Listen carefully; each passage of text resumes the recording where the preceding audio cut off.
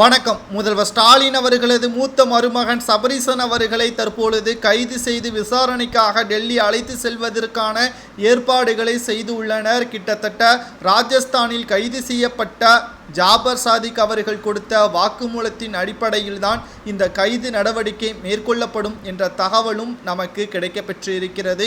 ஏற்கனவே போதை மருந்து கடத்தல் வழக்கில் கைது செய்யப்பட்ட ஜாபர் சாதிக் அவர்கள் கிட்டத்தட்ட வெளிநாடுகளில் ஏற்றுமதி செய்ததன் மூலமாக கடந்த 3 ஆண்டுகளில் மட்டும் 5000 கோடிக்கு மேலாக லாபம் பெற்றதாகவும் அதில் ரியல் எஸ்டேட்டில் அதிக அளவு முதலீடு செய்ததாகவும் வெளியிட்டுள்ள வாக்குமூலத்தின் அடிப்படையில்தான் விசாரணையே தொடங்கியுள்ள என்சிபி அதிகாரிகள் மற்றும் அமலாக்கத்துறை அதிகாரிகள். மேலும் யாருடைய நிறுவனத்தில் முதலீடு செய்துள்ளார் என்று பார்க்கும் பொழுது முதல்வர் ஸ்டாலின் அவர்களது மூத்த மருமகனான சபரீசன் அவர்கள் நடத்தி வரக்கூடிய ஜிஸ்கோயர் நிறுவனத்தில் தான் முதலீடு செய்ததாகவும் தெரிய வந்திருக்கிறது. இதனால் தற்பொழுது விசாரணையின் அடிப்படையில் டெல்லிக்கு அழைத்து செல்லலாம் என்றும் ஊழலுக்கு சம்பாதித்த அனைத்து பணத்தையும் ரியல் எஸ்டேட்டில் கருப்பு பணத்தை வெள்ளைப்பணமாக மாற்றுவதற்கான ஏற்பாடுகளை சபரீசன் அவர்கள் செய்திருந்தால் இருவரும் கைது செய்யப்படுவார்கள். ஏற்கனவே சபரீசன் அவர்கள் கைது செய்யப்பட்டு விசாரணைக்காக டெல்லிக்கு அழைத்து சென்றப்பட்டிருந்தார்கள். மேலும் முதல்வர் ஸ்டாலின் அவர்கள் பிரதமர் காலி விழாத குறையாக நாம் பார்த்திருப்போம். கடந்த சில ஆண்டுகளுக்கு முன்பாக ஜிஸ்கோயர் நிறுவனத்தில் அமலாக்கத்துறை அதிகாரிகள் சோதனை நடத்திய பிறகு கூண்டோடு கைது செய்வதற்கான ஏற்பாடுகளும் நடைபெற்றது. ஆனால் முதல்வர் ஸ்டாலின் அவர்கள் அவசரமாக டெல்லி பயணம் மேற்கொண்டு முதல்வர் ஸ்டாலின் அவர்களை சந்தித்ததற்கு பிறகுதான் அந்த வழக்கில் இருந்து அவர் விடுவிக்கப்பட்டார்.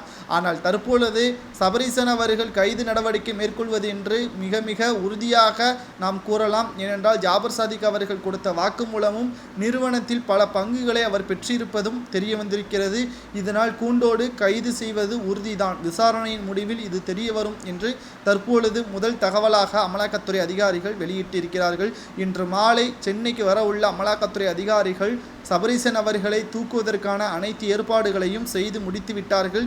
இரவோடு இரவாக கைது நடவடிக்கை மேற்கொள்வது உறுதிதான் என்ற தகவலையும் நாம் இந்த வீடியோவில் பார்த்து கொண்டுதான் இருக்கிறோம்.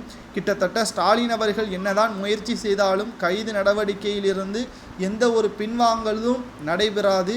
சபரீசனை டெல்லிக்கு அழைத்து சென்று அவருக்கு எடுக்கக்கூடிய நடவடிக்கை மிக மோசமாக இருக்கும் என்று அரசியல் வட்டாரங்களில் செய்திகளும் வெளியாகி இருக்கிறது.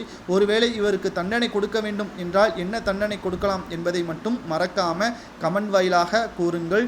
நன்றி, வணக்கம்.